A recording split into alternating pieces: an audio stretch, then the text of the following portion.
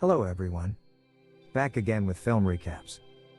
In this video, I'm going to recap one of a thriller films from 2015, titled Even Lambs Have Teeth. Before we get to the storyline, I'd like to wish everyone a happy and great day. Without further ado, let's get straight to the storyline. The film opens with two best friends, the uptight Katie, and the promiscuous Sloane, who are looking forward to their upcoming out-of-town trip. They will be working at a farm called Eco Field Organic Farms for a month, so they can save up to go shopping at New York City. On the next morning, they get picked up by Katie's cop uncle, Jason, and will be staying at Jason and his girlfriend's place for a night before going to the farm. As they settle in the new place, Sloane suggests that they should come up with fake names during their stay in the town. Sloane comes up with the name Heather, while Katie comes up with the name Ripley. The day after, Uncle Jason dropped the two off at a station from where they will take the bus to the farm. Being the protective cop uncle he is, Jason tells them that they should come up with a safe word, in case they get in trouble. The deal is, they need to send a code word at the end of every text. In other words, Jason asks Katie to send him a different code word in the alphabetical order every day. The safe words of the day are apple. After the uncle leaves, the two still have to wait for the bus, which is scheduled to arrive in approximately an hour, and they decide to wait at the cafe. They immediately catch the interest of two townsmen, and end up sharing a table with them. The two women then introduce themselves with the fake names they made up the other night, while the two men introduce themselves as brothers whose names are Jed and Lucas. The brothers offer to give them a ride to their workplace, and although Katie is initially reluctant, she gives in to Sloane's silent plea. The two end up climbing into the young men's blue truck.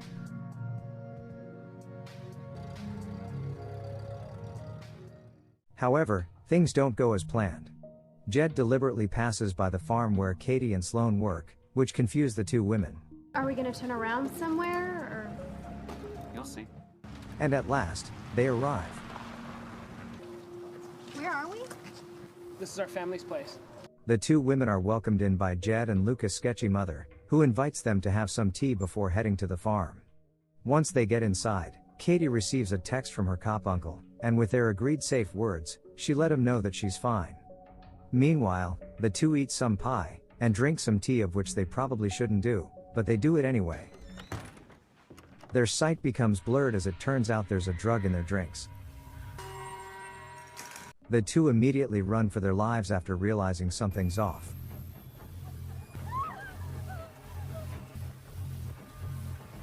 Unfortunately, Jed and Lucas manage to knock them unconscious, and carry them back inside. On the next day, Katie and Sloane are panicking and chained up in the middle of the woods. Jed walks up to them and tells them that they will now be living here, and they are given basic amenities to survive, such as clothes, a bed, and a toilet. We move on to the next scene, where Katie and Sloane are now dressed, and Jed's boss, Boris, shows up and takes Katie's phone to check if anyone knows their whereabouts. At this point, he discovers that Katie and Sloane lied about their names, as well as the code word she used in the text message. Katie and Sloane finally are forced to tell him that the word apple is a safety word. As soon as everything is back on track, Katie and Sloane are getting ready to take a bath with makeshift showers, right when the town sheriff shows up with his gun out. They have a gun! As it turns out, the sheriff is a piece of shit who condones human trafficking, and he has come to rape one of the women. After the evil sheriff gets his fill, Sloane visits a shaken-looking Katie to soothe her. On the other side of town, Uncle Jason is getting worried, because the latest text he received from Katie contains the same safe word that she used yesterday. Back inside the woods, Jed and Lucas welcome another customer, who from this point on we shall refer to as Scruffy Guy. He then picks Sloane and brings her inside the trailer. Unsurprisingly, Scruffy Guy is a bit of a psycho. Back to the cop uncle, he finally makes a call to Sloane and Katie's place of work, and learns that they never showed up for work yesterday. Convinced they are in trouble, he rushes to look for them. Meanwhile, Sloane and Katie's day is just about to get even worse, because the next customer that shows up is even sketchier than before. Jed and Lucas rush to cover their heads as the next customer walks closer.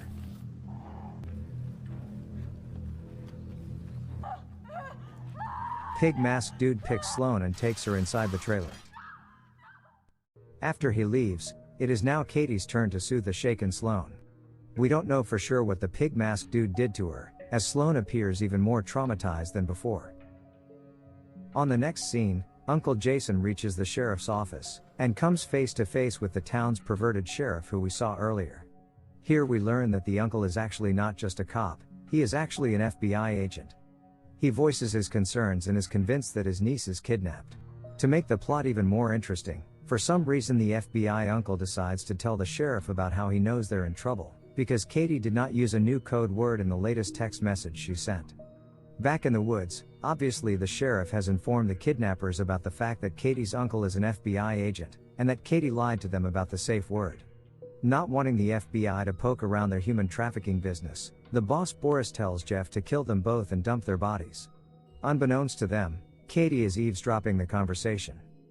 While this is happening, the FBI uncle decides to visit the cafe where he last dropped off Katie and Sloane. He then asks the barista what he knows. Conveniently, the barista remembers in clear detail what sort of truck Katie and Sloane left with. On the next day, Katie tells Sloane that the kidnappers are planning to kill them, shortly before the kidnappers arrive along with Scruffy Guy. They then leave Scruffy Guy behind to watch them. Katie takes this opportunity to seduce him, and once she gets close enough, she rips his throat with her bare teeth. The two women then proceed to free themselves off their chains. Not long after, the sheriff arrives at the scene, presumably to kill them. But just as he steps out of his car, Katie and Sloane have stolen his car. The two women drive back into town, and proceed to visit the hardware store to gear up.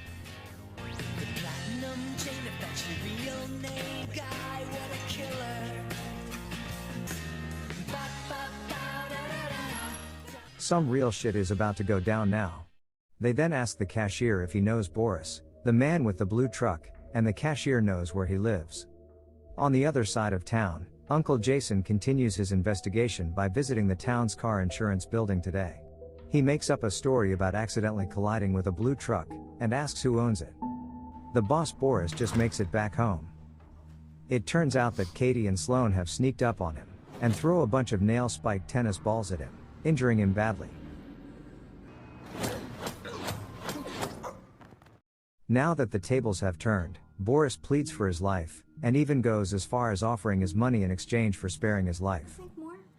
Green toolbox in the other room. Right then, Uncle Jason pulls up in front of Boris' house. Back inside, Katie and Sloane begin questioning him about the identity of the man with the pig mask. When Boris refuses to reveal it, Katie and Sloane take a makeshift spear they made, and shoves it up his behind, which eventually kills him. When Uncle Jason finally enters the house, it appears that Katie and Sloane have left, and he takes in the sight of a dying Boris.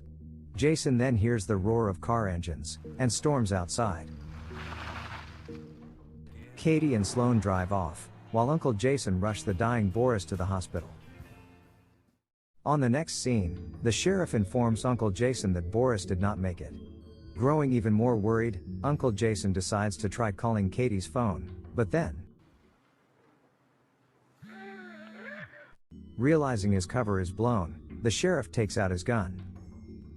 Katie and Sloane pull up in front of a church, and we learn that Pig Mask Dude is actually the town's priest. Sloane makes her entrance inside the church, and comes face to face with her rapist. With Katie's help, the two best friends take down the bastard. As Katie and Sloane drive away, we see that they are now content carefree. But when they make a stop and step out of the car, it turns out that Pig Mask Dude, aka the priest, is chained behind the truck this whole time. As their final blow, they pour gasoline all over him, and sets him on fire before driving off. While the two women seem to be thriving, Uncle Jason is now held captive by the sheriff. Even worse, it appears that the sheriff has captured two new young women. Luckily, Katie and Sloane have come to the rescue. They tie up the sheriff, and proceed to torture him with a game of Russian roulette. We can see now that the two women are a little unhinged, but I guess in a way we can't blame them. No!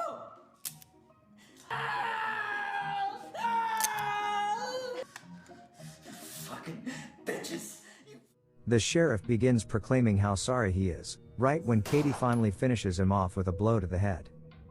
Afterwards, Katie and Sloane free the women, and tell them to free Uncle Jason. Jason tries asking the women who killed the sheriff, but they won't answer out of gratitude because Katie and Sloane saved their lives. Next, Katie and Sloane pay a visit to Jed and Lucas' mother's house, and decides to drug her the same way that she drugged them a few days ago. They tie her up and take her to the basement, where Jed is tied up and gagged. They proceed to bash his head in with baseball bats, while the mother is forced to watch. Up next, they take her to Lucas, who is also tied up to a chair.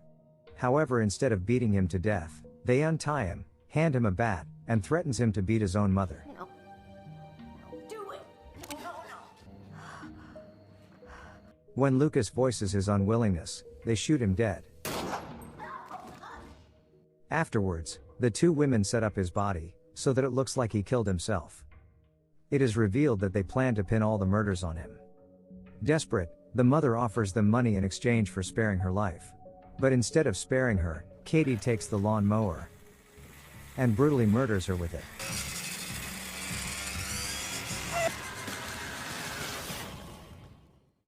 On the next scene, Uncle Jason pulls up at Katie's house to pick her and Sloane up. It appears that some time has passed. Katie and Sloane get dropped off at the airport, and excitedly make their way to New York City, and this is where the movie ends. Okay guys. That's all the recap for Even Lambs Have Teeth 2015. Thanks for watching. See you again in the next video.